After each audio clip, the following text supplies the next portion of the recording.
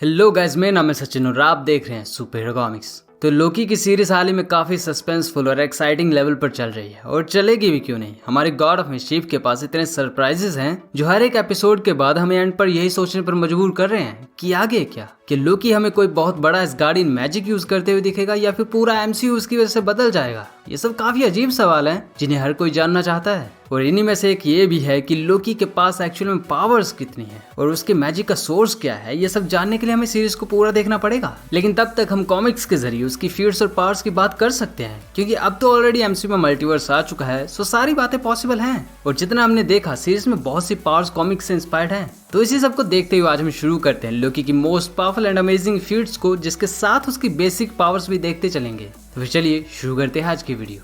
तो सबसे पहले देख लेते हैं कि आज तक लोकी ने अपने साथ इक्विपमेंट यानी वेपन्स कितने यूज किए हैं। फर्स्ट पर है द फायर स्वॉर्ड। अगर आपने लोकी के लेटेस्ट एपिसोड के ट्रेलर में वो फायरी स्वॉर्ड देखी है तो ये वही है। ये एक मैजिकल ब्लेड है जिसे लोकी अपनी विल से समन करता है, जो इतना स्ट्रॉन्ग है कि किसी भी एसगार्डियन स्वॉर्ड को शैटर कर दे और इतना हॉट कि थॉर की स्किन को बिना टच करे जला दे। हालांकि फिर भी कॉमिक्स में थॉर ने इसे तोड़ दिया था, बट स्टिल ये एक इम्प्रेसिव वेपन है जो हमें वो एमसीयू में दिखने वाला है। सेकंड है नॉन स्टोन्स। ये कुछ एसगार्डियन मैजिकल स्टोन्स हैं जो अपने विल्डर को उसकी विल पावर के मुताबिक यूनिवर्सल लेवल पर कितनी भी पावर हासिल करा सकते हैं। जहाँ लोकी ने इनकी मदद से मॉलिक्यूल तक रीअरेंज किए हैं, रियलिटी को मैनिपुलेट किया है, अपने आसपास के टेरेन को चेंज किया है, और यही नहीं, नॉन स्टोन्स की मदद से उसने एवेंजर्स को इतना पावरफुल बना दिया था कि द वॉइड, सेंट्री का डार्कर वर्जन, उनसे लड़ नहीं पा रहा था। हालांकि वॉइड को ये पता चल जाता है और वो लोकी को मार देता है। थर्ड है द ओडिन रिंग। ये कार्ट इफेक्ट जिसमें खुद ओडिन की पावर थी, तो लोकी भला इसे क्यों नहीं चुराता। उसने इसकी मदद से कई सारी चीजें की है, लाइक थोर की बुरी तरह पिटाई करना, उसे वन शॉट में हराना, वाल्डर द गॉड ऑफ लाइट और अपने ही भाई की बॉडी को डिफॉर्म कर देना। मतलब वाल्डर का अपनी बॉडी पे कंट्रोल नहीं रहा था। इन बातों से पता चलता है कि Odin ring one of the most powerful thing थी जो लोकी ने कभी चुराई थी। Number 3, 7 league boots. सो इन बूट्स की हिस्ट्री काफी मजेदार है। इनकी मदद से लोकी ग्लास, रेनबोज, वाटरफॉल्स इन सब पर चल सकता था और लोगों के घरों की छत पर टंगी तारों पर उनके कच्चे बनियानों के बीच लड़ना, ये भी इन बूट्स का एक कमाल है। मतलब ये बूट्स पावर के लिए नहीं बने थे, क्योंकि इन्हें लोकी का यंग अडल्ट वर्जन यूज करता था। नंबर 4 है ग्राम। एक मैजिकल स्वॉर्ड जो ड्रैगन के ब्लड और एक ऐसे मैजिक से एन्चेंटेड थी जो अपने विक्टिम को सच का सामना करा देती थी, या फिर अगर ऐसा नहीं हो तो मार भी देती थी। खैर ये स्वॉर्ड सुनने में काफी खतरनाक लगती है, बट सैडली बुरी तरह से तंग हो चुके अनवर्दी थोर ने इसे तोड़ दिया था और इसे भी लोकी का यंग अडल्ट वर्जन यूज करता था। अब गाइस ये तो थे वो कुछ स्पेशल वेपन्स जिन्हें लोकी ने यूज करा है। अब बात कर लेते हैं कि उसकी फीट्स क्या है और उसकी ऐसी क्या पावर्स है जिनसे उसने सिल्वर सर्फर तक को टक्कर दी है। Number 1, telekinesis and mind control. तो लोकी को हमने एसगार्डियन लेवल तक किसी का भी माइंड कंट्रोल करते हुए देखा है। उसने थोर को 2 बार हिप्नोटाइज किया है, इंसानों को तो वो कई बार कर चुका है, और अगर कुछ बाकी न रहे तो कबूतर भी लोकी से नहीं बच पाए थे। जब लोकी का माइंड इतना स्ट्रांग है कि वो एक प्रिजन में रहते हुए भी खुद को यूनिवर्स में कहीं भी प्रोजेक्ट कर सकता है, और किसी का माइंड रीड करना ये तो उसके लिए काफी आसान काम है, प्रोवाइडेड दुश्मन उससे बड़ा ना हो। और यही बातें हमें लोकी की सीरीज में दिख रही हैं, जब सिल्वी अपनी एन्चेंटमेंट से लोकी का माइंड कंट्रोल करना चाहा था और वो ऐसा नहीं कर पाई थी। तो सोचो ऐसी कुछ पावर एमसीयू हमारे लोकी को मिल जाए तो वो किस किस को नचाता फिरेगा। यही सेम बात टेलीकिनेसिस में भी नजर आती है, जहाँ ये पावर एमसीयू में लोकी के पास है, बट सैडली हमें स्क्रीन पर इसे ज्यादा नहीं दिखाया जाता। कॉमिक्स में कहानी कुछ अलग है। यहाँ तो वो अपने हाथों के इशारों पर रेड स्कल को धोबी पछाड़ दे चुका है और एक इंसान का तो दम तक घोट चुका है। नंबर 2, अब बात कर लेते हैं टेलीपोर्टेशन की। तो लोकी के पास टेलीपोर्ट करने की भी पावर है, जहां आपको लग रहा होगा कि ये कोई बड़ी बात तो है नहीं, क्योंकि एसगार्डियंस तो वैसे भी बाइफ्रोस्ट से ट्रैवल करते हैं। तो बता दूं, लोकी के केस में ये खास इसलिए है क्योंकि वो टेलीपोर्ट करके उन जगहों पे भी जा सकता है जहां कोई नॉर्मल गॉड नहीं जा सकता, यानी सीक्रेट डायमेंशंस जो लोकी जैसे बीइंग को ही पता हो सकते हैं। और ये पावर लोकी के लिए डिफरेंट इसलिए भी है क्योंकि वो 9 रेल्म्स के बियॉन्ड भी ट्रैवल कर सकता है, वो भी एक इंस्टेंट में। जैसे कॉमिक्स में वो एक बार एक टीवी स्टूडियो से सीधे एक लड़की के घर के अंदर पहुंच गया था। Number 3, all speak. ये पावर या फिर कहीं स्किल हर एसगार्डियन के पास रहती है, और ये काफी काम की भी है, क्योंकि आप इससे किसी भी प्लेनेट की किसी भी स्पीसीज से बात कर सकते हो, चाहे वो यूनिवर्स के एंड पर ही क्यों ना हो। इसी की वजह से एक बार थॉर ने यूनिवर्स के एंड पर बस एक प्लेनेट पर बारिश के लिए प्रेयर कर एक बच्चे की आवाज तक सुन ली थी। बाकी पावर एमसीयू में भी है, जहाँ इसे हमने तब देखा था जब इन्फिनिटी वॉर में थॉर ग्रूट से बात कर रहा होता है, और तब भी जब लोकी की सीरीज में लोकी टाइम में पीछे जाकर उस समय के लोगों से चिल्ला चिल्ला कर बात कर रहा था। तो लोकी जैसे कैरेक्टर के लिए पावर परफेक्ट है, क्योंकि जो आदमी अपने दुश्मन को मेंटली टॉर्चर करता है उसे तो सभी लैंग्वेज आनी ही चाहिए। Number 4, healing factor and durability. तो एक फ्रॉस्ट जायंट होने के कारण लोकी की ड्यूरेबिलिटी और हीलिंग फैक्टर एक एसगार्डियन के बराबर ही है, बट इसी बात में उसका मैजिक एसगार्डियंस के मुकाबले उसे एक एज प्रोवाइड करवा देता है, क्योंकि एसगार्डियन स्ट्रॉन्ग होने के कारण नॉर्मली मैजिक का यूज नहीं करते, जहाँ लोकी सिर्फ मैजिक पर ही डिपेंड करता है। तो यहाँ उसकी पावर को बढ़ाने के लिए 3 चीजें काम करती हैं। एक तो एसगार्ड का खुद का मैजिकल एनवायरनमेंट, दूसरा लोकी का खुद का मैजिक, एंड थर्ड उसकी फ्रॉस्ट जायंट की प्रॉपर्टीज। तो ये सारी चीजें उसे ड्यूरेबल भी बनाती हैं और मैजिकली खुद को हील करने की पावर भी देती हैं। बाकी एमसीयू में ऐसा हम हेला को करते हुए देख चुके हैं जब उसने एसगार्ड में एंटर करते ही खुद को हील किया था।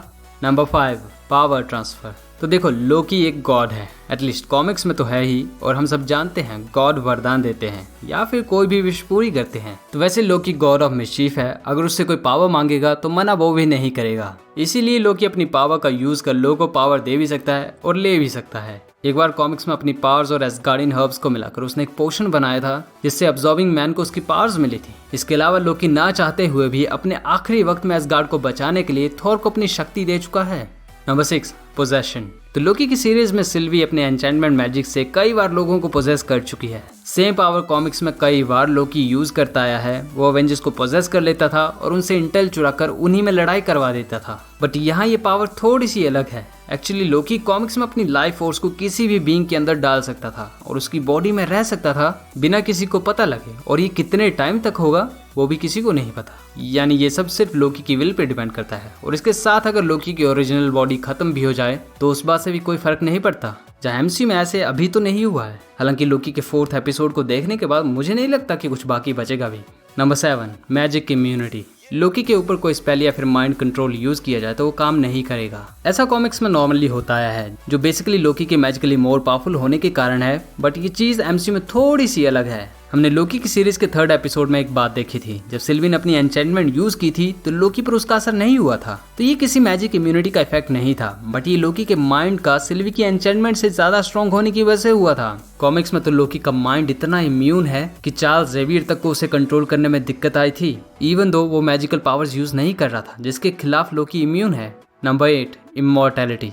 जी हाँ, लोकी इमॉर्टल है, मतलब एक तरीके से कह सकते हैं। एक्चुअली कोई भी बीइंग या एसगार्डियन जब मरता है तो वो हेल में जाते हैं और वापस नहीं आ सकते, पर लोकी के पास यहाँ एक एडवांटेज है, वो मर कर हेल से वापस भी आ सकता है और चाहे तो नहीं भी। ये पूरा उसके मूड पर डिपेंड करता है। और हाँ, ये कॉमिक्स की बात है, एमसीयू की नहीं। पर खैर, ये जान लेते हैं कि लोकी इमॉर्टल क्यों है और वो हेल से वापस कैसे आ सकता है। असल में हेल की क्वीन हेला लोकी की बेटी है और कॉमिक्स में उसने लोकी का नाम बुक ऑफ हेल से मिटा दिया था, जिससे वो मरेगा भी तो वापस आ जाएगा। इसीलिए हमें लोकी के डिफरेंट वर्जन देखने को मिलते हैं, क्योंकि जितनी बार भी वो मरा है उतनी बार वो एक न्यू फॉर्म में रीइनकार्नेट हो गया। Number 9, Loki the sorcerer supreme.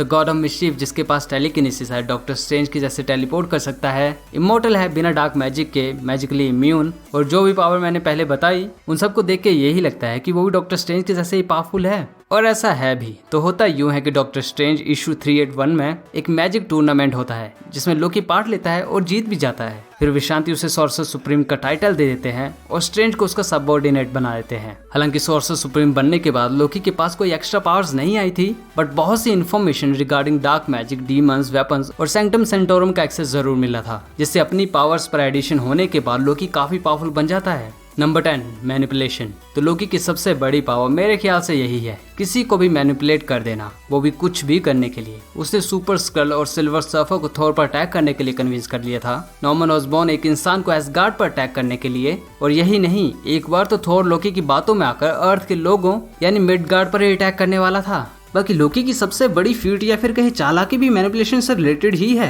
Actually उसने टाइम में पीछे जाकर Bor, one of the most powerful warrior of whole universe and Asgardian god को बर्फ में बदल दिया था। उसके बाद उसने ओडिन को बोर की आत्मा बनकर ही बेवकूफ बनाया और खुद के ही चाइल्ड वर्जन को गोद लेने के लिए सारी चाल चली। यानी कॉमिक्स में लोकी ने एसगार्ड में अपनी एंट्री खुद करवाई थी। उसमें ओडिन की दया वगैरह तो बिल्कुल भी नहीं थी कि चलो इस फ्रोस्टाइंड के अकेले बच्चे को गोद ले लिए जाए। यानी मार्वल कॉमिक्स में जितने भी बड़े बड़े सीन हुए हैं उनमें कहीं ना कहीं लोकी का हाथ जरूर रहा है, और ये सारी बातें उसके माइंड की खुराफात थी। तो लोकी की ये स्किल मुझे लगता है कई मायनों में सभी पावर से बढ़कर है। तो गाइस, ये थी लोकी की कुछ फीट्स और पावर्स जो कॉमिक्स में है। इसके अलावा आपको पता ही होगा वो इल्यूजन्स क्रिएट करना, खुद को किसी भी क्रीचर में बदलना, क्लोन बनाने में, डिमोनिक क्रीचर्स को सम्मन करना, इस सब में मास्टर है। ऊपर से उस पर पॉइजन्स काम नहीं करते। एक बार डॉक्टर स्ट्रेंज ने ये करके देखा था, जहाँ इसका कोई फायदा नहीं हुआ। तो गाइस आज के लिए इतना ही। कई सारी बातें होंगी जो कॉमिक्स में कई बार बदल जाती हैं और कुछ हम भी नहीं बता पाते क्योंकि फिर लॉन्ग वीडियो बोरिंग बन जाती है। तो अगर कुछ छूटा हो, जो छूटा ही होगा,